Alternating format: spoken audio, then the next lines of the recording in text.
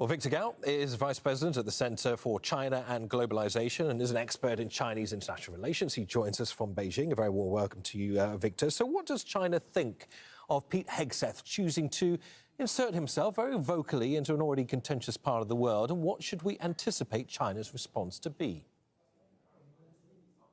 Thank you very much for having me. First of all, Secretary of Defense Mr. Hegseth's visit to Manila is further evidence that the United States wants to turn the Philippines into a proxy in U.S. confrontation with China.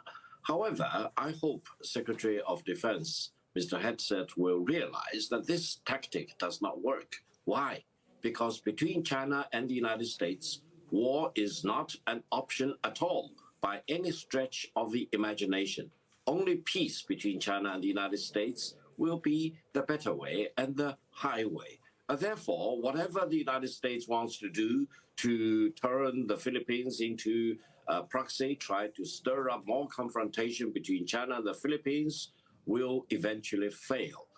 Mr. Hegseth and his counterparts in Manila should know full well the real boundary of the Philippines, which is well demarcated because back in 1898, when Spain transferred the territory of the Philippines to the United States took back every inch that was transferred by Spain. Either way, the US says, sorry, Victor, to jump in. Either way, the US says it has an ironclad commitment to the US-Philippines alliance. I wonder what ironclad commitments China will make in response, a commitment to its claims over Taiwan, perhaps?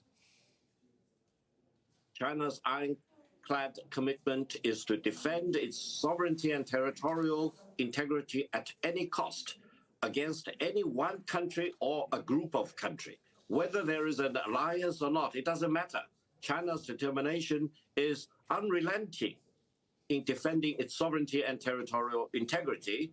And the United States, Japan, and the Philippines should know better where the exact boundary of the Philippines has been ever since 1898. Well, let's talk about those exact boundaries, Victor, because Beijing's been accused of seeking to assert its claim over the bulk of the South China Sea. That's despite an international ruling at The Hague denying its sovereignty over the waterway. Is China willing to respect international law? Let me tell you, that arbitration ruling is illegal to start with. You should know better. Arbitration without consent is a violation of the basic tenet of rule of law to start with. China did not agree to the arbitration. China has never agreed to that. And if you want to do any arbitration against any country without its consent, that is illegal. Therefore, don't mention that arbitration at all. It is as worthless as a piece of paper in the rubbish bin. As a rift emerges between the US and traditional allies in Europe over everything from Ukraine to Greenland to trade tariffs, I wonder what China's priority is right now. This must all be a huge gift horse for Beijing. Well, the United States decides what it needs to do, either domestically at home or abroad with its counterparts or its allies, etc. What China needs to do is just to stand firm on its own matters of principle and size up whatever And I think that will be crucially important because China-US relations are the most important relations in the world of today.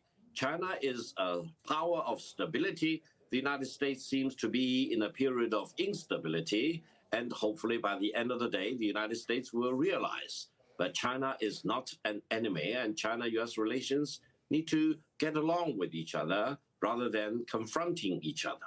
OK, understood. Victor Gao, pleasure to have you on Al Jazeera. Many thanks. Thank you very much for having me. Bye-bye.